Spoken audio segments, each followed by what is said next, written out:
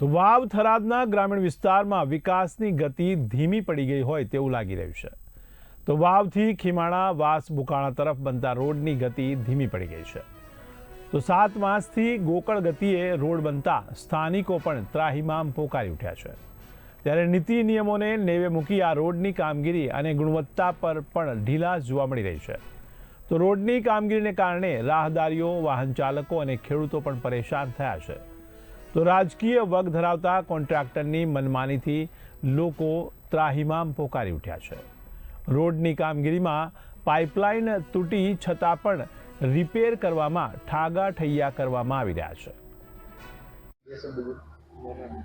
વાવ અને બુકણા રોડ જતો રસ્તા માટે અત્યારે હાલ કામ ખૂબ ચાલી રહ્યું છે, પણ ખૂબ ધીમી ગતિએ ગોકળ ગતિએ કામ ચાલી રહ્યું છે।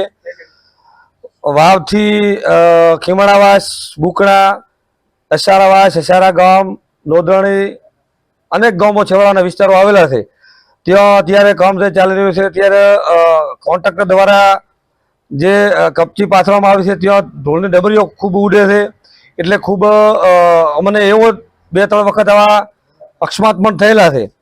એટલે સરકારશ્રીને અને મારી એમને વિનંતી છે કે આ ગોકળ ગતિએ કામ ચાલતું હોય, કોન્ટ્રાક્ટર થોડા ગોરનિંદ્રામ સૂતા હોય તો એમને આવી તકલીફો ઘણી પડવાના કારણે ખૂબ તકલીફ વેઠી રહ્યા છે।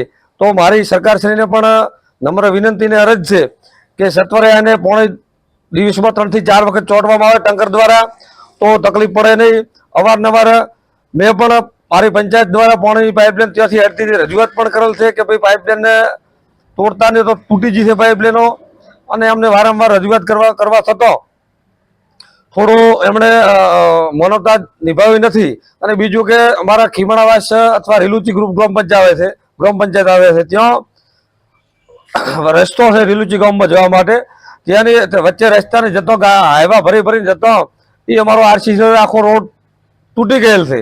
આ કોન્ટ્રાક્ટર દ્વારા ગાડીઓ ભરી અને વળતી કરતો નીચેને ઉતરતો રોડ તોડી નાખતો, તો આ સરકારશ્રીને એ સરકારના પૈસાથી અમને આ ભરીને ફરતા રોડ તૂટી ગયેલો હોય તો આ રોડ રિપેરિંગ કોન્ટ્રાક્ટર દ્વારા સરકાર દ્વારા કરી આપવામાં આવે એવી અમારી નમ્ર વિનંતીને અરજ છે।